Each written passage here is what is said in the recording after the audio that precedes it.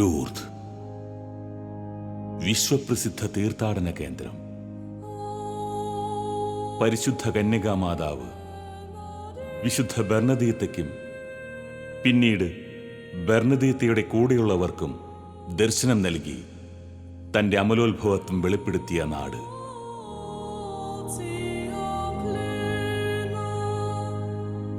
നിത്യേനയുള്ള ദിവ്യകാരുണ്യ പ്രദക്ഷിണങ്ങളിൽ പങ്കെടുത്ത് 5 ലക്ഷത്തോളം രോഗികൾ രോഗസൗഖ്യം നേടിയ പുണ്യഭൂമി ലൂർദ്.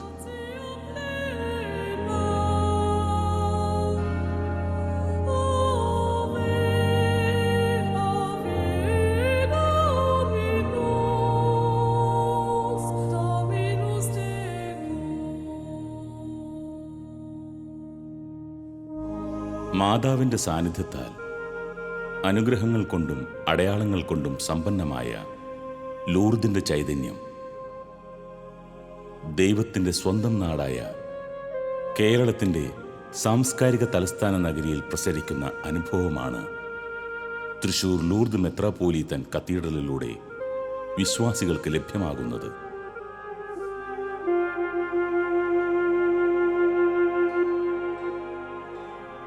ടിപ്പുവിന്റെ പടയോട്ടത്തെ തുടർന്ന് സാമ്പത്തികമായി തകർന്ന തൃശൂരിനെ പുനർനിർമ്മിക്കാൻ അന്നത്തെ ഭരണാധികാരിയായിരുന്ന ശക്തൻ തമ്പുരാൻ 1794 നഗരപ്രാന്തങ്ങളിൽ നിന്ന് 52 ക്രൈസ്തവ കുടുംബങ്ങളെ നഗരത്തിൽ കൊണ്ടുവന്ന് കുടിയിരുത്തി.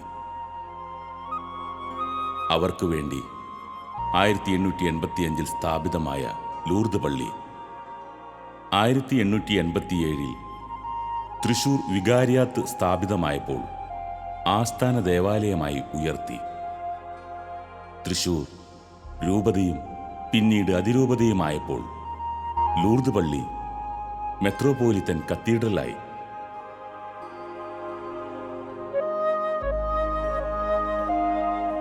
ഈ ദേവാലയത്തിൽ പ്രവേശിക്കുമ്പോൾ മുതൽ വിശ്വാസികൾക്ക് സ്വർഗീയ അനുഭൂതി പകരുന്ന ദൃശ്യശ്രാവ്യ വിരുന്ന് കേരളത്തിലെ മറ്റു പള്ളികളിൽ നിന്ന് ലൂർദ് പള്ളിയെ വ്യത്യസ്തമാക്കുന്നു.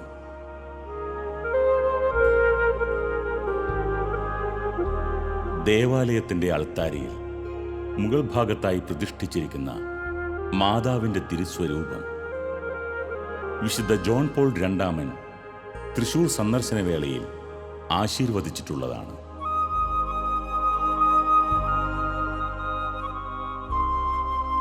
മനോഹരമായ ദീപവിധാനത്താൽ അലങ്കൃതമായ മുഖ്യ അൾത്താരയുടെ ഇരുവശങ്ങളിലുമായി പുരാതന കാലത്തുള്ള കൊച്ചു കൊച്ചു അൾത്താരകൾ ഇന്നും നിലനിർത്തിയിരിക്കുന്നു. അൾത്താരയുടെ വശങ്ങളിൽ മാലാഖമാരോട് ചേർന്ന് നമുക്ക് വിശുദ്ധിയുടെ പാതയിലേക്ക് നയിക്കാൻ മാതൃകയാക്കാവുന്ന വിശുദ്ധരുടെ പ്രതീകങ്ങളാൽ സമ്പന്നമാണ്.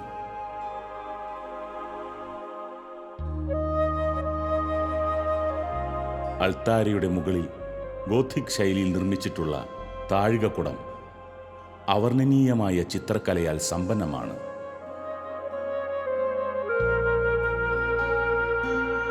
മിശിഹാ ചരിത്രവും മാതാവിൻ്റെ ജീവിത മുഹൂർത്തങ്ങളും സുവിശേഷകന്മാരും കൂടാതെ 4 കോണുകളിലായി വിശുദ്ധ അൽഫോൻസാമ, വിശുദ്ധ ചാവറ കുര്യാക്കോസച്ചൻ, വിശുദ്ധ എവുപ്രാസ്യമ്മ, വാഴ്ത്തപ്പെട്ട മറിയം ത്രേസ്യ എന്നിവരുടെ ഛായാചിത്രങ്ങൾ കൈരളിയുടെ വിശുദ്ധ പാരമ്പര്യങ്ങളുടെ അർത്ഥവത്തായ ദൃശ്യകൽപ്പനകളായി.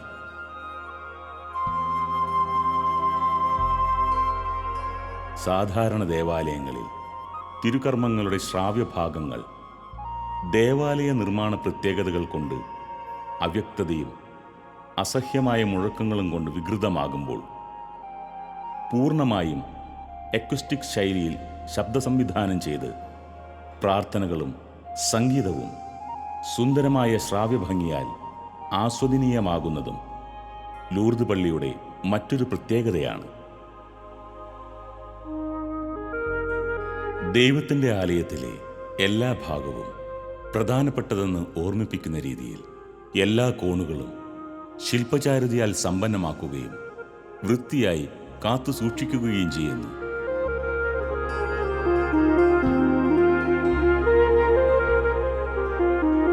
ദേവാലയത്തിൻ്റെ വിശാലതയും സൗന്ദര്യവും വൃത്തിയും ഇരിപ്പിട സൗകര്യങ്ങളും ശ്രാവ്യഭംഗിയും കേരളത്തിലെ ഉത്തമ ദേവാലയങ്ങളിൽ ഒന്നായി ലൂർദ് മെത്രോപൊളിറ്റൻ കത്തീഡ്രൽ മാറുന്നു.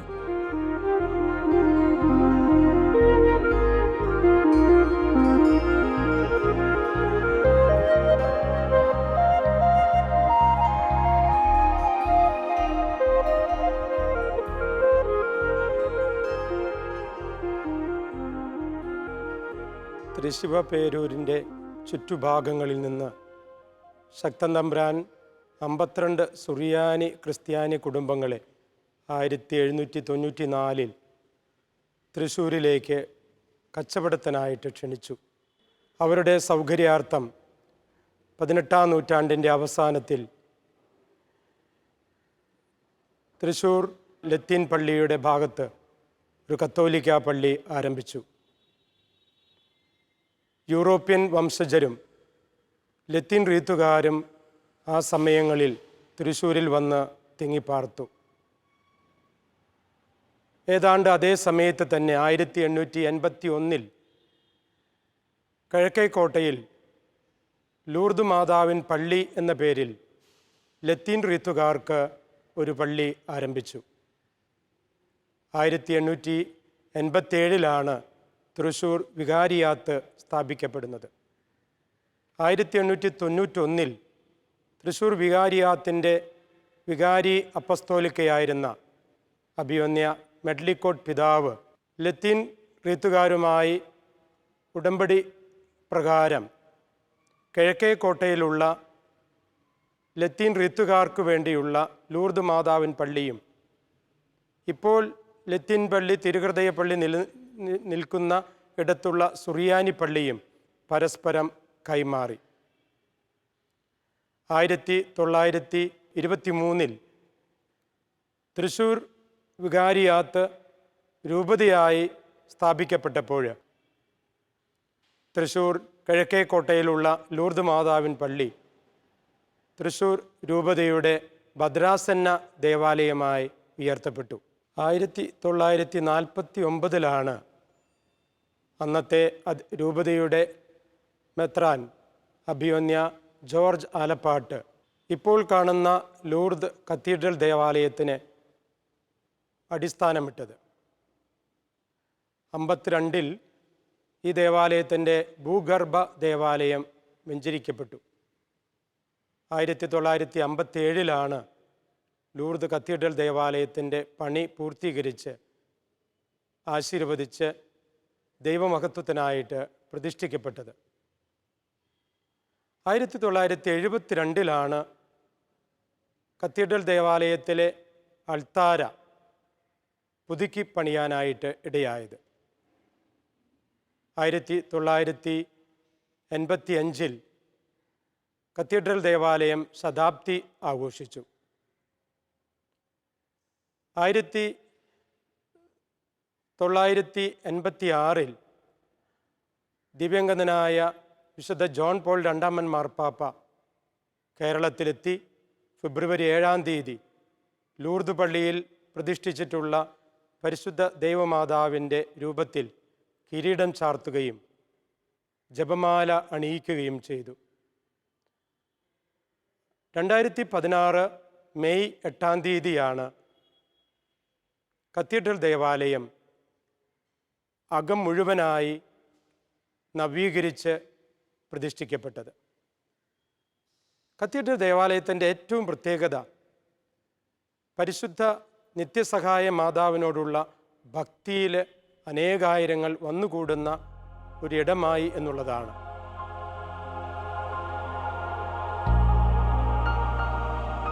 ആദിമ ക്രൈസ്തവരുടെ വിശ്വാസത്തിൻ്റെ വളർച്ചാ കേന്ദ്രങ്ങളായി അറിയപ്പെട്ടിരുന്ന റോമിലുള്ള ഭൂഗർഭ ദേവാലയങ്ങളുടെ മാതൃകയിൽ ഒരുക്കിയിട്ടുള്ള അടിപ്പള്ളിയിൽ വിശ്വാസികളുടെ താപസ കേന്ദ്രമായി മാറിയിരിക്കുകയാണ്.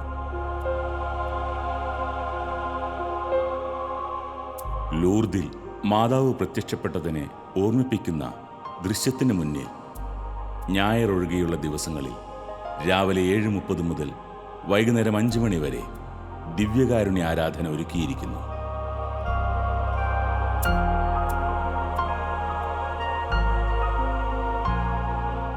ഇവിടെ ഇരുന്ന് ധ്യാനിക്കുന്നവർക്ക് കൂടുതൽ ആത്മീയ കരുത്ത് പകരുന്ന സാന്നിധ്യമായി വിശുദ്ധ കൊച്ചുത്രേസ്യ, വിശുദ്ധ ജോൺ മരിയ വിയാനി, വിശുദ്ധ അൽഫോൻസ, വിശുദ്ധ മരിയ ഗുരത്തി തുടങ്ങിയ നിരവധി വിശുദ്ധരുടെയും വാഴ്ത്തപ്പെട്ടവരുടെയും തിരുശേഷിപ്പുകളും, വിശുദ്ധ ജോൺ പോൾ രണ്ടാമൻ തൃശൂരിൽ സന്ദർശനം നടത്തിയ വേളയിൽ ആശീർവദിച്ച ജപമാലയും പരിശുദ്ധ മാതാവിനെ അണിയിച്ച കിരീടവും ഇവിടെ മധ്യസ്ഥ പ്രാർത്ഥനയ്ക്കായി പ്രദർശിപ്പിച്ചിരിക്കുന്നു.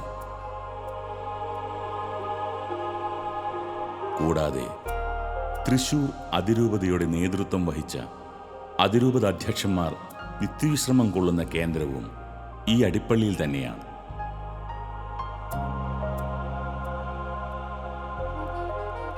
മാതാവിൻ്റെ ജപമാല രഹസ്യങ്ങൾ ചിത്രീകരിച്ചിട്ടുള്ള ഈ അടിപ്പള്ളിയിൽ പ്രാർത്ഥനാനിരതരാകുന്ന ഭക്തജനങ്ങൾക്ക് മാതാവിൻ്റെ മാധ്യസ്ഥം ശാന്തിയും സമാധാനവും കൈവരിക്കാൻ കാരണമാകുന്നു.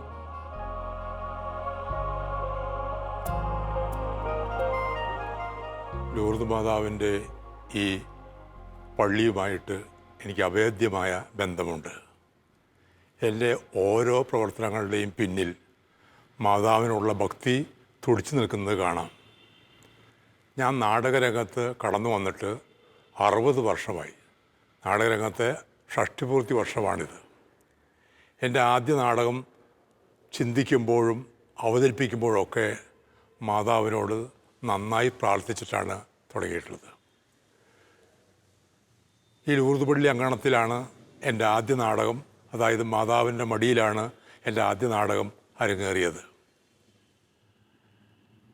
പുതിയ നാടകമാണ്, വിജയിക്കുമോ എന്ന് ഭയമുണ്ട്. എങ്കിലും മാതാവിനോട് മെഴുതിരി കത്തിച്ച് വെച്ച് ഞാനും എൻ്റെ സഹപ്രവർത്തകരും ചേർന്ന് പ്രാർത്ഥിച്ചതിന് ശേഷമാണ് നാടകം ആരംഭിച്ചത്. ഞങ്ങളുടെ പ്രതീക്ഷയിൽ കവിഞ്ഞ വിജയമായിരുന്നു ആ നാടകത്തിനുണ്ടായത്.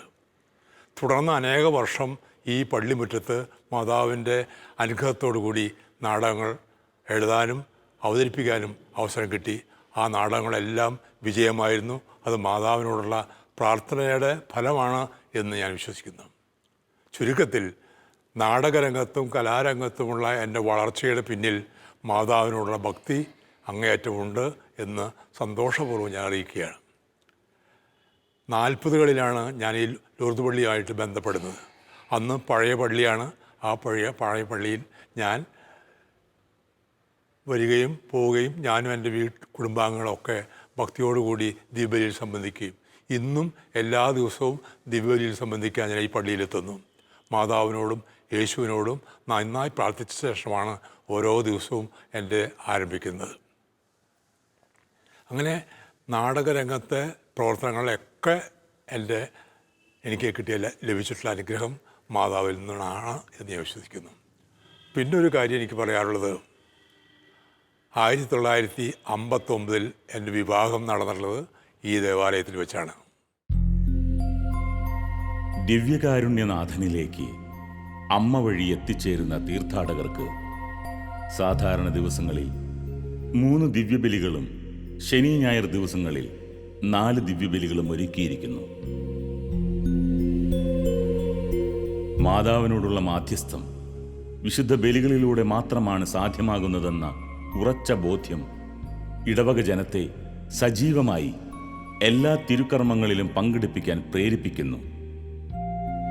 പരിശുദ്ധ മാതാവിനോട് കുഞ്ഞുനാൾ മുതൽ ഭക്തിപൂർവ്വം മാധ്യസ്ഥം യാചിക്കുകയും അതുവഴി ഇടവക സമൂഹം പരമ്പരാഗതമായി തങ്ങൾക്ക് ലഭിച്ച വിശ്വാസം ഊട്ടിയുറപ്പിക്കുകയും ചെയ്യുന്നു. വൈദികരുടെ സജീവമായ ഇടപെടലുകൾ ഈ ഇടവകയ്ക്ക് എന്നും നവ്യമായ വിശ്വാസ ചൈതന്യം നൽകുന്നുണ്ട്. എല്ലാ ശനിയാഴ്ചകളിലും ഇവിടെ അർപ്പിക്കുന്ന നൊവേനകളിൽ പങ്കെടുക്കാൻ അയൽ ജില്ലകളിൽ നിന്നടക്കം വരുന്ന ഭക്തജനങ്ങൾ നിരവധിയാണ്. എനിക്ക് എൻ്റെ ജീവിതത്തിൽ എന്ത് പ്രശ്നങ്ങളുണ്ടായാലും ബുദ്ധിമുട്ടുകളുണ്ടായാലും ഞാൻ ആദ്യം അത് പറയുന്നത് പരിശുദ്ധ അമ്മയോടാണ്. അമ്മ പറഞ്ഞാൽ ഈശോ ഒരിക്കലും അത് തള്ളിക്കളയില്ല എന്നുള്ള നല്ല ബോധ്യം എനിക്കുള്ളതുകൊണ്ടാണ് എപ്പോഴും അമ്മയെ എൻ്റെ നിത്യസഹായ മാതാവായി ഞാൻ സ്വീകരിച്ചത്. എപ്പോഴും പരിശുദ്ധ അമ്മ എനിക്ക് സംരക്ഷണം നൽകുമെന്ന ഉറപ്പ് എൻ്റെ ജീവിതത്തിലുടനീളം എനിക്കിപ്പോഴും ഉണ്ട്. 2016 ജനുവരി 14 ഞാൻ വീട്ടിലേക്ക് വന്നു. സ്കൂൾ കഴിഞ്ഞ് വീട്ടിലേക്ക് വന്നു. അത് കഴിഞ്ഞപ്പോൾ കുറച്ച് പണിയുണ്ടായിരുന്നു. സ്ട്രെസ് ഔട്ട് ആയപ്പോൾ ഞാൻ ഒന്ന് കിടന്നുറങ്ങാനിരുന്നു.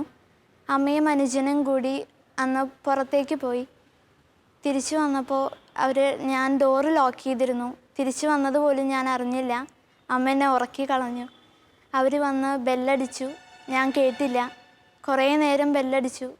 അത് കഴിഞ്ഞപ്പോൾ ബെല്ല് ഷോർട്ട് സർക്യൂട്ടായി കത്തിപ്പിടിച്ചു. ആ ബെല്ല് വീണത് ഒരു ക്ലോത്ത് സ്റ്റാൻഡുമേക്കായിരുന്നു. ആ ക്ലോത്ത് സ്റ്റാൻഡ് ആകെ അങ്ങ് കത്തി. ഞാൻ അതിന് അടുത്തുള്ളൊരു റൂമിലായിരുന്നു കിടന്നുറങ്ങിയിരുന്നത്.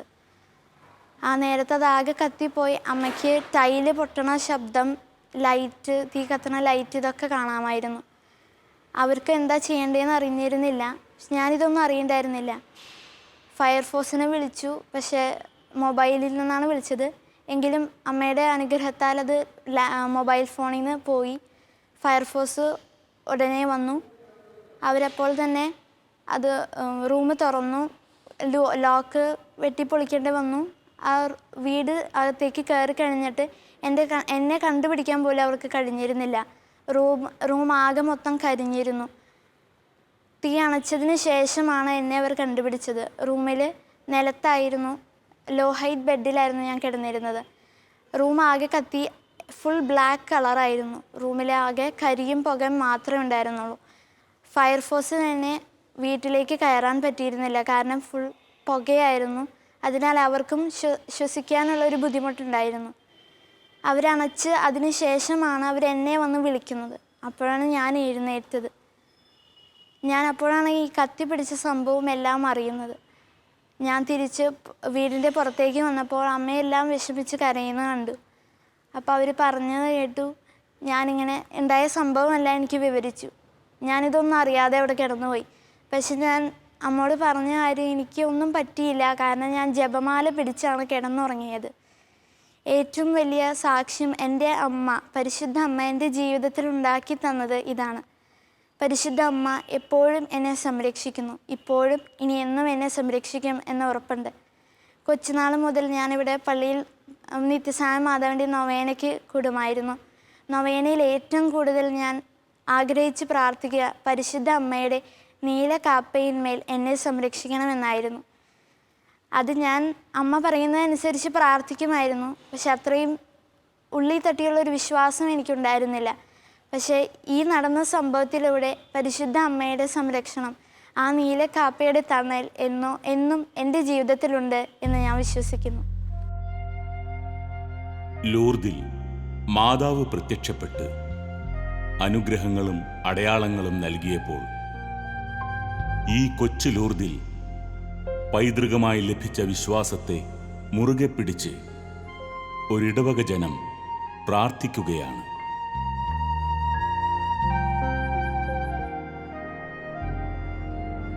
ദിനം പ്രതിയുള്ള വിശുദ്ധ ബലിയും ദിവ്യകാരുണ്യ ആരാധനയും സമ്പന്നമായ ഈ ഇടവക ജനത്തെ മുഴുവൻ ലൗകിക ചിന്തകളിൽ നിന്നും ആത്മീയ ചിന്തകളിലേക്ക് വ്യാപരിക്കുവാൻ പ്രചോദിതമാകുന്നുവെങ്കിലും തങ്ങൾക്ക് കിട്ടുന്ന എല്ലാ അനുഗ്രഹങ്ങളും ഈ ലൂർദ് മാതാവിനോടുള്ള വണക്കത്തെ പ്രതി മാതാവിൻ്റെ മാധ്യസ്ഥത്താൽ കൈവരിക്കുന്നതാണെന്ന് ഉറച്ചു വിശ്വസിക്കുന്നു. പരമ്പരാഗതമായി തങ്ങൾക്ക് ലഭിച്ച ഈ സൗഭാഗ്യം പുതുതലമുറകളും അനുകരിക്കാൻ തുടങ്ങിയതോടെ ലൂർദ് കത്തീഡ്രലിലെ മാതാവിനോടുള്ള നൊവേന അനുഗ്രഹങ്ങളുടെ വസന്തമഴയായി വിശ്വാസികൾ ഏറ്റുവാങ്ങി.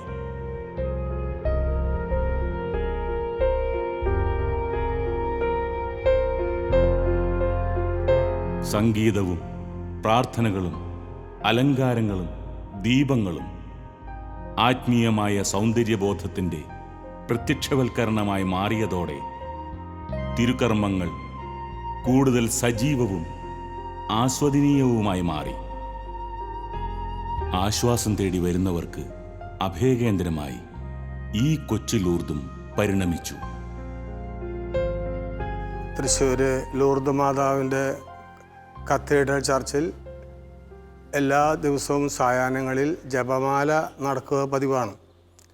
അങ്ങനെ 10ഓളം പേര് ജപമാല ചൊല്ലിക്കൊണ്ടിരുന്ന ഒരു ദിവസം ഒരു സഹോദരൻ മാതാവിൻ്റെ അരികിലിരുന്ന് ഇരു കണ്ണുകളിൽ നിന്ന് കണ്ണുനീര് വാർത്തി പ്രാർത്ഥിക്കുന്നത് ശ്രദ്ധയിൽപ്പെട്ടു. ഞങ്ങൾ ജപമാല ചൊല്ലിക്കഴിഞ്ഞപ്പോൾ ഈ സഹോദരൻ്റെ അരികിൽ ചെന്ന് ചോദിച്ചു, എന്താണ് സഹോദരൻ ഇത്ര സങ്കടത്തിൽ പ്രാർത്ഥിക്കുന്നത് എന്ന് ചോദിച്ചു. അദ്ദേഹം ഇങ്ങനെ പറഞ്ഞു, എൻ്റെ മകള് ഒരു ട്യൂമർ ശക്തമായി ബാധിച്ച് ശ്രീ ചിത്ര ഹോസ്പിറ്റലിൽ ഓപ്പറേഷന് കൊണ്ടുപോവുകയാണ്. തിരിഞ്ഞു നോക്കിയപ്പോൾ ഈ സഹോദരി അവിടെ ഇരിക്കുന്നത് കണ്ടു. മുടിയെല്ലാം വടിച്ചിട്ടുണ്ട്, ഒരു കറുത്ത ഷോള് തലയിലിട്ടിട്ടുണ്ട്. ആ നിമിഷം ഞങ്ങളെല്ലാവരും ഒന്നു ചേർന്ന് ഈ സഹോദരിക്ക് ചുറ്റും റൗണ്ട് ചെയ്ത് ജപമാല ചൊല്ലി പ്രാർത്ഥിക്കാൻ തുടങ്ങി. പ്രാർത്ഥന കഴിഞ്ഞ് കർത്താവിനോട് ഒരു അടയാളം ചോദിച്ച് എല്ലാവരും കരങ്ങൾ ഉയർത്തി സ്തുതിച്ചു. സ്തുതിപ്പ് കഴിഞ്ഞപ്പോൾ ഒരു സഹോദരൻ ഇങ്ങനെ ഒരു ദർശനം കണ്ടു. ഈ കുട്ടിയുടെ ശിരസിൽ ആകാശത്ത് നിന്ന് അഗ്നി ഇറങ്ങി വന്ന് ഈ ശിരസിൽ അത് കത്തിപ്പിടിക്കുന്നതായിട്ട് കണ്ടു. ആ സന്ദേശം കിട്ടിയപ്പോൾ അത് ഈ സഹോദരനുമായിട്ട് ഷെയർ ചെയ്തു. കുട്ടിയുടെ ഓപ്പറേഷന് മുമ്പ് ഒന്നുകൂടി സ്കാൻ ചെയ്തതിന് ശേഷം ഓപ്പറേഷന് വിധേയമാക്കിയാൽ മതിയെന്ന് പറഞ്ഞു. അദ്ദേഹം അവിടെ ചെന്ന് ഹോസ്പിറ്റലിൽ ചെന്ന് കുട്ടിയെ വീണ്ടും സ്കാനിങ്ങിന് വിധേയനാക്കി. പഴയ സ്കാനിങ്ങും പുതിയ സ്കാനിങ്ങും എടുത്ത് പരിശോധിച്ച് നോക്കി. പുതിയതായിട്ടെടുത്ത സ്കാനിങ്ങിൽ ട്യൂമറിൻ്റേതായ മുഴകൾ ഒന്നും കണ്ടില്ല. അവിടെയെല്ലാം കത്തിക്കരിഞ്ഞ് ചാമ്പലായി സൗഖ്യം പ്രാപിച്ചായിട്ട് കണ്ടു. ഇനി ഒരു ഓപ്പറേഷൻ്റെ ആവശ്യമില്ല എന്ന് പറഞ്ഞ് അവരെ മടക്കി അയച്ചു. പല സ്ഥലങ്ങളും വീട് വയ്ക്കുവാൻ അന്വേഷിച്ചെങ്കിലും പരിശുദ്ധ അമ്മ ലൂർദ് ഇടവകയിൽ തന്നെ ഭവനം പണിയുവാൻ അനുവദിക്കുകയും പ്രകൃതി പോലും നമുക്ക് അനുകൂലമാകുന്ന തരത്തിൽ ഒരുപാട് അത്ഭുതങ്ങൾ തൃശ്ശൂരിൽ നിന്ന് എറണാകുളത്ത് പോകുന്ന റൂട്ടിൽ ഞങ്ങൾ കുടുംബസമേതം യാത്ര ചെയ്യുമ്പോൾ കാറ് നിയന്ത്രണം വിട്ട് 3 പ്രാവശ്യം നടു റോട്ടിൽ വട്ടം തിരിഞ്ഞെങ്കിലും കാറിനോ ഞങ്ങൾക്കോ ഒരു ആപത്തോ ഒരു കോറൽ പോലും ഏൽക്കാതെ പ്രത്യേകമായ സംരക്ഷണം നൽകുകയും പരിശുദ്ധ അമ്മയ്ക്കും ഈശോയ്ക്കും വേണ്ടി ജീവിക്കുന്ന ദൈവത്തെ മഹത്വപ്പെടുത്തുന്ന മക്കളായിട്ട് കുടുംബമായിട്ട് പ്രത്യേകമായ തിരഞ്ഞെടുപ്പ് ഞങ്ങളുടെ ജീവിതത്തിൽ നടക്കുകയും ചെയ്തു. ശനിയാഴ്ചകളിൽ അർപ്പിക്കുന്ന 4 നൊവേനകളിലും പങ്കെടുക്കുവാൻ ജീവിതത്തിൻ്റെ വിവിധ തുറകളിൽ നിന്നും കേരളത്തിൻ്റെ വിവിധ ഭാഗങ്ങളിൽ നിന്നും ആളുകൾ കൂട്ടമായി എത്തുന്നുവെന്നത് ഈ കൊച്ചു ലൂർദും മാതാവിൻ്റെ മാധ്യസ്ഥത്താൽ അനുഗ്രഹങ്ങൾ കൊണ്ട് ധന്യമാകുന്നുവെന്നതിൻ്റെ തെളിവാണ്. ബാല്യം മുതൽ മാതാവിനോടുള്ള ഈ വണക്കം വളർന്നു വരുന്നത് ആധുനിക യുഗത്തിലും വരും തലമുറയിൽ മാതാവിലൂടെ ദൈവവിശ്വാസം പ്രഘോഷിക്കപ്പെടുമെന്നതിൻ്റെ അടയാളമാണ്. മാതാവിൻ്റെ മാധ്യസ്ഥം വഴി ലഭിക്കുന്ന അനുഗ്രഹങ്ങൾ ദൈവവിശ്വാസത്തിൽ ആഴപ്പെടാൻ വിശ്വാസികൾക്ക് കാരണമാകുന്നു. 1993 എൻ്റെ ഹസ്ബൻഡിന് കഴുത്തിലൊരു വേദന പെട്ടെന്നുണ്ടായി. ആ വേദന നല്ല ശക്തമായ വേദനയായിരുന്നു. കഴുത്തിങ്ങനെ ഉയർത്താൻ പറ്റാത്ത വിധത്തിൽ വേദനയായിരുന്നു. ആ വേദന സഹിച്ച ഡോക്ടറെ അന്വേഷിച്ചപ്പോൾ മജീദ് ഡോക്ടറാണ് അന്ന് നഴ്സിന് ഏറ്റവും നല്ല ഡോക്ടർ എന്ന് പറഞ്ഞു. ആ ഡോക്ടറെ കാണണമെങ്കിലാണെങ്കിൽ ബുദ്ധിമുട്ടായിരുന്നു. അപ്പോൾ പിറ്റേ ദിവസം അതിരാവിലെ പോവുകയാണെങ്കിൽ കാണാമെന്ന് പറഞ്ഞു. അങ്ങനെ രാത്രി വരെയപ്പോൾ ഭയങ്കര വേദന കൊണ്ട് ശക്തി കൊണ്ട് ആൾ കിടന്നു മറഞ്ഞ് വീഴുകയാണ്. ഞാൻ ഉടനെ ജപമാല ചൊല്ലിക്കൊണ്ട് പ്രാർത്ഥിച്ചുകൊണ്ടിരിക്കുകയായിരുന്നു. എന്നിട്ടും സാധിക്കണില്ല. ഞാൻ അവസാനം പരിശുദ്ധ അമ്മയോട് പറഞ്ഞു, അമ്മേ, എൻ്റെ ജീവിതത്തിലെ എല്ലാ ശനിയാഴ്ചകളിലും ഞാൻ ഒരു ദിവസം പോലും മുടങ്ങാതെ നോയനയിലും കുർബാനയിലും പങ്കെടുക്കാം. ഈ രാത്രി വേദനയൊന്ന് കുറച്ച് ആൾക്കൊന്ന് ഉറങ്ങാനുള്ള ഒരാശ്വാസം കൊടുക്കണമെന്ന് പറഞ്ഞ് പ്രാർത്ഥിച്ചുകൊണ്ടിരിക്കുമ്പോൾ പെട്ടെന്ന് ആൾക്ക് സമാധാനം കിട്ടിയ ആൾ മയങ്ങി. അതിരാവിലെ എഴുന്നേറ്റ് ഞങ്ങൾ 5 മണിക്ക് മുമ്പ് തന്നെ അവിടെ ഡോക്ടറെ അടുത്ത് എത്തി. അപ്പോഴും നീണ്ട ക്യൂ ആയിരുന്നു. പക്ഷേ എന്തോ ദൈവത്തിൻ്റെ ഒരു അനുഗ്രഹം കൊണ്ട് ആ ഡോക്ടർ അവിടെ നിന്ന് ഇറങ്ങി വന്നിട്ട് പറഞ്ഞു, ആ അറ്റത്ത് നിൽക്കുന്ന ആളെ ഒന്ന് ഇങ്ങോട്ട് കൊണ്ടുവരാൻ പറഞ്ഞു. അങ്ങനെ ആളെ അടുത്ത് ചെന്ന് പറഞ്ഞു, നീ എങ്ങനെ ഇത്ര വേദന സഹിച്ചേ? വേഗം തന്നെ ഒരു ഇഞ്ചക്ഷൻ കൊടുത്ത് ഉടനെ ആളെ ഹോസ്പിറ്റലിൽ അഡ്മിറ്റ് ചെയ്യാൻ പറഞ്ഞു. അവിടെ 10 ദിവസം കിടന്ന് രോഗം മാറിയപ്പോൾ പോകുമ്പോൾ പറഞ്ഞു, ഇനി ഈ വേദന ഇത് ഞരമ്പ് പിണഞ്ഞിട്ടാണ് ഉണ്ടായത്, അതുകൊണ്ട് ഇനിയും സാധ്യതയുണ്ട് വേദന വരാനെന്ന് പറഞ്ഞു. പക്ഷേ ഈ 23 കൊല്ലമായി ഇതുവരെ പിന്നെ ആ വേദന വന്നിട്ടില്ല. ഇതുവരെ ദൈവം സഹായിച്ച് എനിക്ക് ഒരു നൊവേനയും മുടങ്ങാതെ ഓടാനായിട്ട് സാധിച്ചിട്ടുണ്ട്. ഞാൻ ഏകദേശം ഒരു 40 വർഷമായി മരിയം ഭക്തനാണ്. എനിക്ക് 2009-ലും 2015-ലും ലൂർദ് പള്ളിയിൽ മാതാവിൻ്റെ കൈക്കാരനാവാൻ സാധിച്ചു.